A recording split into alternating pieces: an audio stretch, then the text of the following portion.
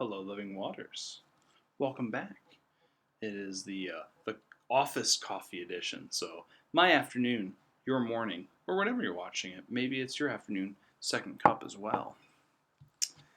We are looking back at the sermon this Sunday about looking back, reflecting and speaking honestly of where we've been.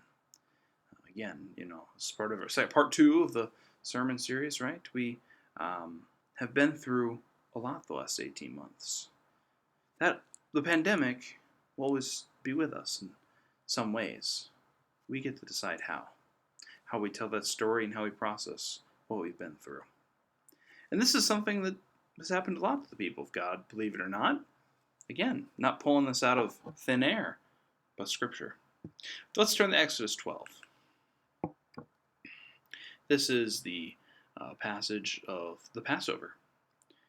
So remember in the Exodus story, this is when the people are escaping from Egypt. This is the night before the last plague. And God is telling them the instructions of how to have death pass over them, thus the Passover. This language will be reflected, of course, in communion with the Last Supper as well.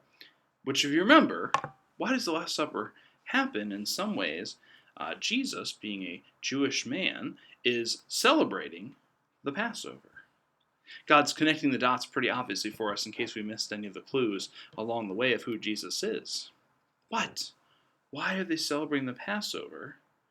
Because, as it says in verse 14, this, being the Passover, day shall be a day of remembrance for you. You shall celebrate as a festival to the Lord. Throughout your generations you shall observe it as a perpetual ordinance.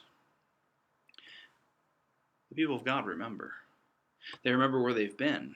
In this case, the bonds of slavery into freedom. They remember what God has done for them. Constantly in Scripture, we'll hear the promise repeated of God reminding the people, hey, remember when you were enslaved in Egypt and how God freed them through the Passover.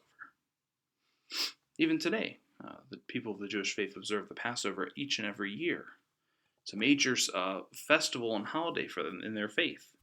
And so, this is an example, right? The people of God went through lots of trials, whether in slavery, 40 years in the wilderness, all of the ups and downs of the story of the people of God that we find in Scripture. The Passover is a central part of that story, a story that bears repeating, that bears reflection, that bears speaking honestly and openly about how God was present. And so, with that in mind, we have our first example of how what we're doing with COVID, how we're looking back and talking about where God was present, how God helped COVID pass over in our lives so we can re-enter the rest of our lives, how we tell that story will kind of mirror what the Passover is. I'm not saying we need to have a feast every year. I mean, I'm down for a good feast. But it's important that we talk about this story and how God brought us out of it. That's for one. We have 4 more days to go. Scripture gives us lots of clues of how to process this time. God bless you.